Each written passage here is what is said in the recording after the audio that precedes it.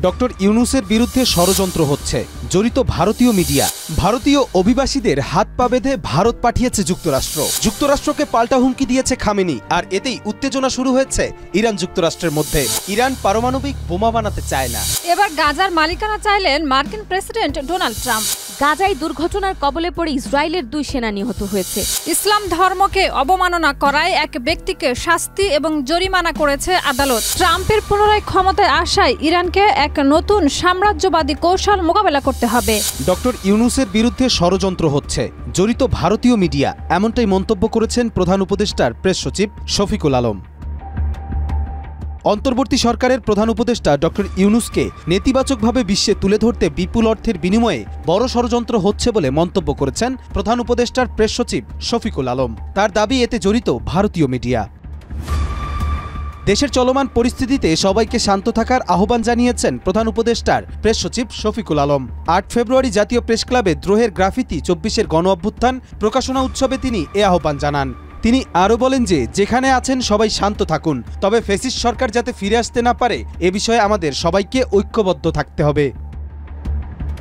তিনি বলেন, স্বৈরাচার সরকার যাতে ফিরে আসতে না পারে সে বিষয়ে সবাইকে সজাগ থাকতে হবে। পতিত সরকার যাতে মাথাচাড়া দিতে না পারে গ্রাফিতির মাধ্যমে তা ছড়িয়ে দিতে হবে। এ সময় বাংলাদেশে আর কোনোদিনই যেন আওয়ামী স্বৈরাচার ও তাদের সাঙ্গপাঙ্গরা ফিরতে না পারে সে ব্যবস্থা নেওয়ারও হুঁশিয়ারি দেন তিনি আরও বলেন, ডক্টর ইউনূসের ভাবমূর্তি নষ্টের ষড়যন্ত্র হচ্ছে, জড়িত ভারতীয় মিডিয়ারা। কবির চৌধুরী জয়, মাই টিভি। ভারতীয় অভিবাসীদের হাত পা বেঁধে ভারত পাঠিয়েছে যুক্তরাষ্ট্র। অভিবাসীদের সাথে আসামির মতো এমন আচরণ নিয়ে উদ্বেগ প্রকাশ করেছে ভারত। অধিবাসী ইস্যুতে কি এবার সম্পর্কে ভাঙন ধরতে যাচ্ছে ভারত ও যুক্তরাষ্ট্রের? যুক্তরাষ্ট্রের টেক্সাস থেকে 104 অবৈধ ভারতীয়কে নিয়ে 5 ফেব্রুয়ারি পাঞ্জাবে অবতরণ করে মার্কিন সামরিক বিমান। কাগজপত্রবিহীন অবৈধ এসব ভারতীয় অভিবাসীদের হাত পা শিকল দিয়ে বেঁধে বিমানে ওঠানো হয়। সংবাদ মাধ্যম এনডিটিভি 6 ফেব্রুয়ারি জানিয়েছে, টেক্সাস থেকে ভারতের পাঞ্জাব পর্যন্ত প্রায় একদিনের সমান ফ্লাইট ছিল। তবে এই পুরো সময়টাতে ওই ভারতীয়দের হাত পা বাঁধা ছিল কিনা সেটি নিশ্চিত নয়। যুক্তরাষ্ট্রের সীমান্তরক্ষী বাহিনী US border patrol micro blogging site এক্সে হাত পা বেঁধে রাখা ভারতীয়দের ভিডিও প্রকাশ করেছে। সংস্থাটির প্রধান মাইকেল ডব্লিউ ব্যাংকস 24 সেকেন্ডের ওই ভিডিওর ক্যাপশনে লিখেছেন, সফলভাবে বিদেশিদের ভারতে ফেরত পাঠানো হয়েছে। সামরিক বিমান ব্যবহার করে এটি সবচেয়ে দূরত্বে অবৈধ অভিবাসীদের ফেরত পাঠানোর ঘটনা। তিনি আরো বলেন, অভিবাসন আইন প্রয়োগে আমরা বদ্ধপরিকর। এই অভিযানের মাধ্যমে তা প্রমাণিত হয়েছে। যারা অবৈধ পথে যুক্তরাষ্ট্রে আসবে তাদের পরিণতি এমন হবে, সতর্কতা দিয়ে এই কর্মকর্তা বলেছেন, যদি আপনি অবৈধ পথে আসেন আপনাকে ফেরত পাঠানো হবে। যুক্তরাষ্ট্রের অভিবাসী এই ভারতীয়দের বেশিরভাগই দালালের দ্বারা প্রতারিত হয়েছিল। তারা লাখ লাখ রুপি খরচ করে যুক্তরাষ্ট্রে গেছেন, কিন্তু দালাল তাদের বৈধ পথে না নিয়ে অবৈধ পথে নিয়ে গেছে। তারপরে তাদের জীবনে নেমে এসেছে এমন নিদারুণ পরিস্থিতি। এখন দেখার পালা এই পরিস্থিতির কারণে ভারত যুক্তরাষ্ট্রের সম্পর্কে ফাটল ধরে কিনা। যুক্তরাষ্ট্রকে পাল্টা হুমকি দিয়েছে খামেনি। আর এতেই উত্তেজনা শুরু হয়েছে ইরান যুক্তরাষ্ট্রের মধ্যে। ইরানের সর্বোচ্চ নেতা আয়াতুল্লাহ আলী খামেনি যুক্তরাষ্ট্রকে হুঁশিয়ারি দিয়ে বলেছেন, যদি যুক্তরাষ্ট্র ইরানের নিরাপত্তা লঙ্ঘন করে তাহলে ইরানও পাল্টা জবাব দেবে। খামেনি বলেছেন, যুক্তরাষ্ট্র আমাদের হুমকি দেয়, আমরাও তাদের হুমকি দেব। যদি তারা আমাদের নিরাপত্তা লঙ্ঘন করে তাহলে আমরা তাদের নিরাপত্তা লঙ্ঘন করব। খামেনি আরও বলেন, যুক্তরাষ্ট্রের সঙ্গে অতীতে আলোচনার অভিজ্ঞতা থেকেই বোঝা যায় যে যুক্তরাষ্ট্র বুদ্ধিমান বা বিচক্ষণ না। তারা দ্বিপাক্ষিক চুক্তি মেনে চলে না। এদিকে যুক্তরাষ্ট্রের নতুন নিষেধাজ্ঞাকে অবৈধ অন্যায্য হিসেবে উল্লেখ করেছে ইরান। 2015 সালে যুক্তরাষ্ট্রের সঙ্গে ইরান একটি পারমাণবিক চুক্তি স্বাক্ষর করেছিল, কিন্তু 2018 সালে ট্রাম্প সেই চুক্তি থেকে যুক্তরাষ্ট্রকে সরিয়ে দিয়ে ইরানের ওপর কঠোর নিষেধাজ্ঞা আরোপ করেন। দ্বিতীয় মেয়াদে ক্ষমতায় আসার পর ট্রাম্প ইরানের তেল বিনিয়োগের ওপর আরও কড়া নিষেধাজ্ঞা আরোপ করেছেন। ইরান পারমাণবিক বোমা বানাতে চায় না। পারমাণবিক বোমা তৈরির ব্যাপারে ইরানের সর্বোচ্চ ধর্মীয় নেতা আয়াতুল্লাহ আলী খামেনি একটি ফতোয়া দিয়েছেন। বলেছেন, ইসলামে পারমাণবিক বোমা নিষিদ্ধ, কারণ ইসলামী প্রজাতন্ত্রের নীতিতে নিরপরাধ মানুষের হত্যাকাণ্ড কোনোভাবেই গ্রহণযোগ্য নয়। ইরানের প্রেসিডেন্ট মাসুদ পেজেশকিয়ান বলেছেন, ইরান পারমাণবিক অস্ত্র তৈরি করছে না, তা যাচাই করা সহজ। মার্কিন প্রেসিডেন্ট ডোনাল্ড ট্রাম্প তেহরানের সঙ্গে পারমাণবিক শান্তি চুক্তি করতে চান বলার একদিন পর একথা বললেন পেজেশকিয়ান। রাষ্ট্রীয় টিভিতে 6 ফেব্রুয়ারি পেজেশকিয়ানের ভাষণ প্রচার করা হয়। এর বরাতে মিডল ইস্ট মনিটর সংবাদ প্রকাশ করেছে। মাসুদ পেজেশকিয়ান বলেন, যুদ্ধটা ইরানের জন্য লাভজনক কোনো ব্যবসা নয়। জাতিসংঘের পরমাণু নজরদারি সংস্থা যখন খুশি এসে আমাদের পরমাণু প্রকল্প ঘুরে যেতে পারে। তারা শতবার আসুক, পরীক্ষা করুক, আমরা এটা নিয়ে উদ্বিগ্ন নই। তবুও প্রতিদিন এটা বলা উচিত না যে ইরান পারমাণবিক অস্ত্র তৈরি করছে। আসলে কে করেছে, জবাবটা হলো ইসরায়েল। তারা ইরানের দিকে আঙ্গুল তুলছে, অথচ আত্মরক্ষার কথা বলে নিজেরাই পরমাণু অস্ত্র বানিয়েছে। কিন্তু প্রতিবেশী সব দেশের ওপর তারাই আগে আক্রমণ চালাচ্ছে, আর তারা মানবাধিকার নিয়েও কথা বলছে। ইরানের প্রেসিডেন্ট বলেন, ইরান অবশ্যই তার প্রতিবেশীদের সঙ্গে সম্পর্ক শক্তিশালী করবে। আমরা একে অপরকে সাহায্য করতে চাই। রাশিয়া, চীন সহ অন্যান্য দেশের সঙ্গে আমাদের কৌশলগত পরিকল্পনা রয়েছে। আমরা সব দেশের সঙ্গে কাজ করতে প্রস্তুত। এজন্য পরিকল্পনা তৈরি ও চুক্তি করতে চায় তেহরান। এদিকে ট্রাম্পের মন্তব্যের পর পাল্টা হুঁশিয়ারি দিয়েছেন ইরানের সর্বোচ্চ নেতা আয়াতুল্লাহ আলী খামেনি। কবির চৌধুরী, জয়, মাই টিভি।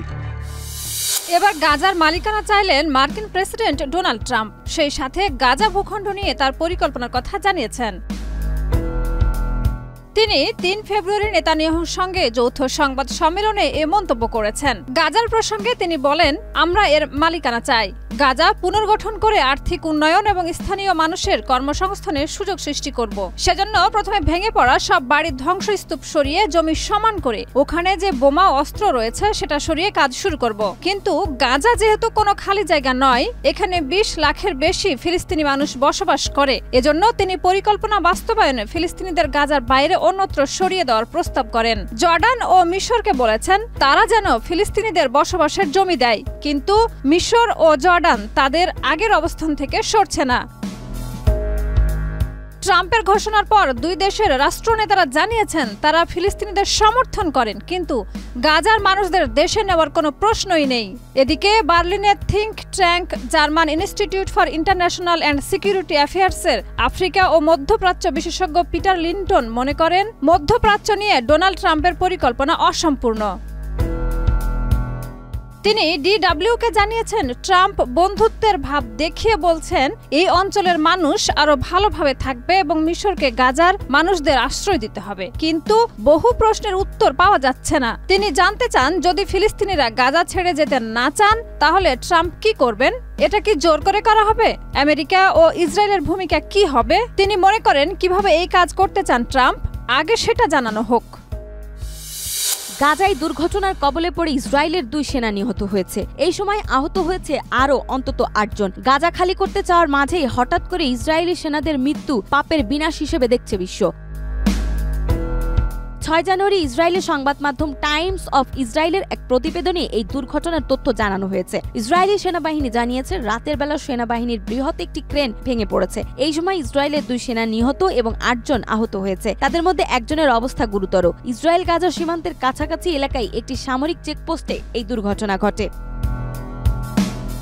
ইসরায়েলি প্রতিরক্ষা বাহিনী আইডিএফ জানিয়েছে অঞ্চল জুড়ে তীব্র বাতাসের কারণে রাতে সামরিক বাহিনীর পরিচালিত একটি ক্রেন ভেঙে পড়ে। এই সময় এটি সেনাদের উপর আছড়ে পড়লে এই হতাহতের ঘটনা ঘটে। প্রতিবেদনে বলা হয়েছে ক্রেনটি নজরদারি সরঞ্জাম এবং অ্যান্টেনা সম্বলিত একটি প্ল্যাটফর্মের উপরে ছিল। এটি গাজায় যুদ্ধ চলাকালে ইসরায়েলি সেনাদের মোবাইল পর্যবেক্ষণের জন্য ব্যবহৃত হতো। এই ঘটনায় তদন্ত শুরু করেছে আইডিএফ।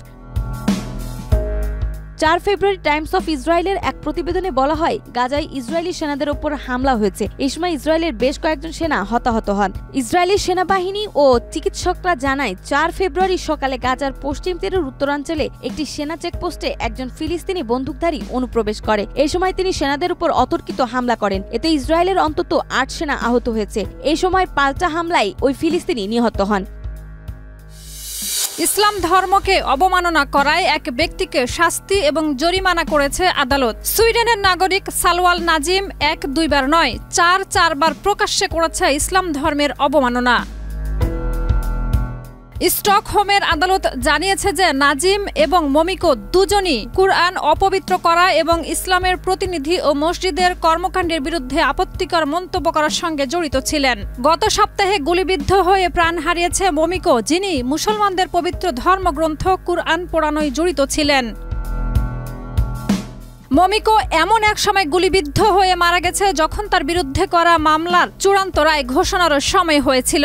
আদালত জানিয়েছে নাজিম এবং মমিকো দুজনই কুরআন অপবিত্র করা এবং ইসলামের প্রতিনিধি ও মসজিদে কর্মকাণ্ডের বিরুদ্ধে আপত্তিকর মন্তব্য করার সঙ্গে জড়িত ছিলেন। সুইডেনের সংবাদ মাধ্যম ডগেস নিয়েতে জানিয়েছে আদালতের যুক্তি হচ্ছে কোরআন পোড়ানোর ঘটনা পরিষ্কারভাবে বস্তুনিষ্ঠ বিতর্ক এবং সমালোচনার সীমা অতিক্রম করেছে। এভাবে ইচ্ছাকৃতভাবে মুসলমান সম্প্রদায়ের প্রতি ঘৃণা ছড়ানো হয়েছে বলেও আদালত জানিয়েছে। প্রধান বিচারক গিউরান লুন্ডল এক বিবৃতিতে বলেন, যদিও বাক স্বাধীনতার কাঠামোর মধ্যে ধর্মের সমালোচনার সুযোগ রয়েছে, কিন্তু তা কাউকে যে কোনো কিছু বলার বা করার পূর্ণাঙ্গ সুযোগ দেয় না যা এই বিশ্বাসী গোষ্ঠীকে পীড়া দেওয়ার ঝুঁকি সৃষ্টি করে। সুইডেনের বিচার বিভাগের ওয়েবসাইটে বিবৃতিটি প্রকাশ করা হয়েছে। এদিকে নাজিমের আইনজীবী আপিল করবেন বলে জানিয়েছেন। তিনি বলেন, আমার মক্কেল মনে করেন তার বক্তব্য ধর্মের সমালোচনার সুযোগের মধ্যে পড়ে, যা বাক স্বাধীনতার অন্তর্ভুক্ত। সুইডেনে 2023 সালে কুরআন পোড়ানোর ঘটনা বাক স্বাধীনতা এবং ধর্মীয় গোষ্ঠীগুলোর স্বাধীনতার ধরন নিয়ে বিতর্কের সৃষ্টি করে। অনেক আরব এবং মুসলিম দেশ কুরআন পোড়ানোর নিন্দা জানায় এবং সুইডেনের সাথে সেসব দেশের সম্পর্কের চিড় ধরে। মমিকো এবং তার সহ প্রতিবাদকারী সালওয়ান নাজিমের বিরুদ্ধে গত আগস্ট মাসে একটি জাতিগত গোষ্ঠীর মধ্যে উত্তেজনা সৃষ্টির অভিযোগ আনা হয়। চার্জশিটে বলা হয়, তিনি কুরআনে আগুন দেওয়া সহ একাধিকবার ধর্মগ্রন্থটির অবমাননা করেছেন। এসব করার সময় মুসলমানদের জন্য মর্যাদাহানিকর নানা মন্তব্য করেছেন তিনি। একবার স্টকহোম মসজিদের সামনে প্রতিবাদের আয়োজন করেন মমিকো। ট্রাম্পের পুনরায় ক্ষমতায় আসায় ইরানকে এক নতুন সাম্রাজ্যবাদী কৌশল মোকাবেলা করতে হবে, যেখানে শুধুমাত্র অর্থনৈতিক নয়, ভূ রাজনৈতিক শক্তিরও একটি বড় ভূমিকা থাকবে। ইরানকে সতর্ক থাকতে হবে এবং আরও শক্তিশালী সামরিক ও কূটনৈতিক প্রস্তুতি নিতে হবে, এমনটাই মনে করছেন ইরানের শীর্ষ কৌশলবিদরা। তারা সতর্ক করেছেন যে ট্রাম্পের পুনরায় ক্ষমতায় আসা ইরানের জন্য এক চ্যালেঞ্জ নিয়ে আসবে। মার্কিন কৌশলগত নীতিতে ব্যাপক পরিবর্তন আসার কথা তুলে ধরে ডুগিন মত প্রকাশ করেন যে লিবারেলিজম, সাংস্কৃতিক প্রভাব খাটানো, স্বাধীন দেশগুলোর সার্বভৌমত্বকে দুর্বল করা ও প্রচারণা ভিত্তিক কৃত্রিম বিপ্লব বা রঙিন বিপ্লবগুলোকে নেপথ্য থেকে পরিচালনা করা, এসবের পরিবর্তে এখন যে নতুন কৌশল মার্কিন সাম্রাজ্য বেছে নিয়েছে তা হলো এক ধরনের সাম্রাজ্যবাদী জাতীয়তাবাদ।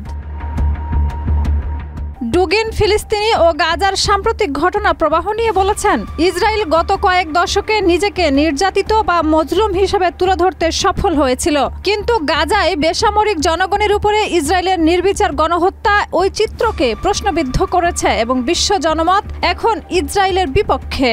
আর এটাই সাম্প্রতিক বছরগুলোতে ইসরায়েলের সবচেয়ে বড় পরাজয় এবং এর ফলে ইসরায়েলের প্রতি মার্কিন সরকারের প্রথাগত সহায়তাও নতুন নানা চ্যালেঞ্জের মুখোমুখি হয়েছে। ডুগিন কয়েক মেরুকেন্দ্রিক এক নতুন বিশ্ব ব্যবস্থার উজ্জ্বল ভবিষ্যতের ব্যাপারে দৃঢ় আশাবাদী, যে ব্যবস্থায় একক মার্কিন আধিপত্যের পরিবর্তে চীন, রাশিয়া, ইরান ও ভারতের মতো দেশগুলোর গুরুত্বপূর্ণ ভূমিকা থাকবে আগের চেয়েও জোরালোভাবে, এবং এই নয়া বিশ্ব ব্যবস্থা লিবারেলিজম ভিত্তিক সভ্যতার মোকাবেলায় গড়ে তুলবে এক নতুন সভ্যতা। তিনি আরো বলেন, ইরানকে এমন একটি পরিস্থিতির মধ্যে থাকতে হবে যেখানে ট্রাম্পের নতুন সরকারের অবস্থান আরো আগ্রাসী হতে পারে। একদিকে তাদের প্রতিরক্ষা ক্ষমতা বৃদ্ধি করতে হবে, অন্যদিকে আন্তর্জাতিক মিত্রদের সঙ্গে সম্পর্ক আরো জোরদার করতে হবে।